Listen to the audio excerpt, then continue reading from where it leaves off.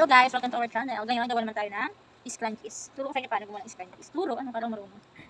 Ang size pala nito is 19 by 3. Yan. Inches po yun ah.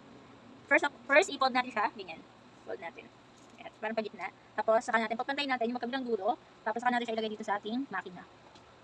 Yan. Tapos, saka yan. Saka natin siya tahiin. Katalas-tas dahil hugot ang ating. Suot muna natin yung ano. Yung sinulid. Pakahirap.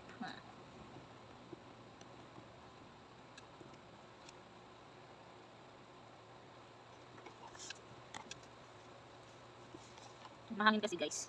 Kaya, hindi papalit siya ng hangin. Yan, guys, gusto nyo mag-umpisa ng sarili ng business, try nyo to. Maganda din siya. Tapos, i-seal siya sa orange up, saka sa black up. Yan. Tapos, itong aking machine na yung shoe machine ko is mura lang ito. Nabili ko lang. Yan, kung gusto nyo siya, pwede ko siya ilagay sa comment section. Pwede siya sa mga nag-uumpisa pa lang. O sa hindi ko kasi first time ko lang mag-try using makina. Using like this. Yes. Yan. Ito po ang aking libangan ngayon. Dahil libang na libang ko talaga ang person. Halos pag napaupo po ako dito ng umaga, maghapon na yun hanggang gabi. Hanggang alas 12 na ng gabi. Ang tayo ba? Nakakalimang. Yan. Yan, nalak na natin siya. Yan, pagkalak natin, pwede na natin siyang tanggalin dito sa natin. Yan, yung tela natin is naghihimulmul. Share ko lang sa inyo. Bakit ba? Yan, tapos, yan, doon na kaganyan. Ano natin yung gitna? I-fold natin yung gitna. Ayan, dapat antay yung, yan, yung pinagtayan natin kanina, dapat antay lang. Yan, tatahiin natin yun. Dito, tatahiin natin.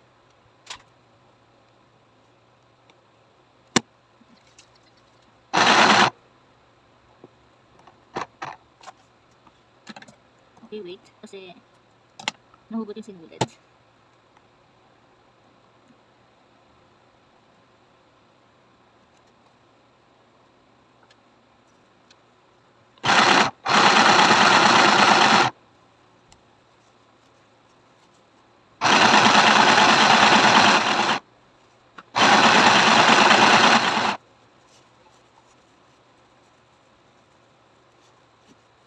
Marami na din ako nagawa, iba-ibang kulay na.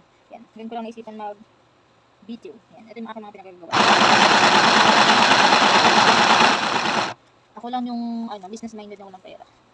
Kayo din ba? Business-minded pero walang pera. Ba't kaya ganun? May business ka pero wala kang pera.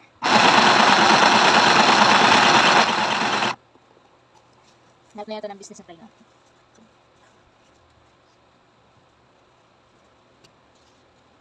Ano ba?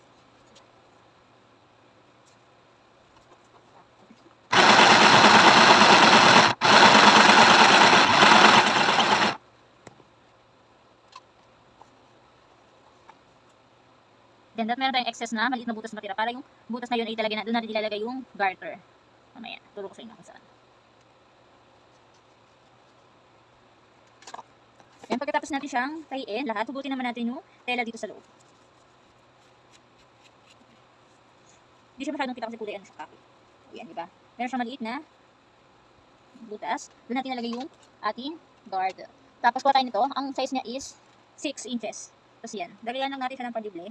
Saka natin isuot dito sa hole.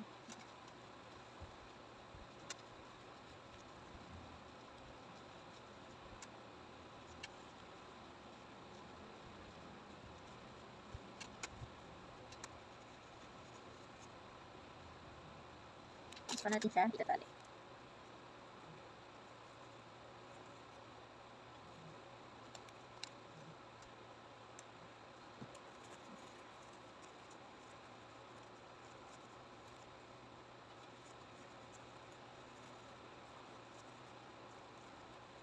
Yan, ganyan na siya. Yan, ganda. Tapos saka natin tatayin itong natitirang itong butas. Yan. Yan, pakita ko sa inyo iba ko nagawa. Ito.